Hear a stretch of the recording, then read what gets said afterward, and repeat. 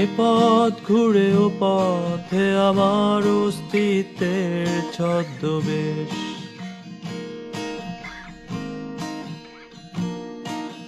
বয়ে চলা নদীর মতোই আমার আবেশ। খুঁজি তোমায় সেই ক্ষীণ আলোর মাঝে, রংধনু বাঁকে ঘেরা এক সাজে। আমার প্রার্থনা অধরা সেই সুখের অন্বেষণে।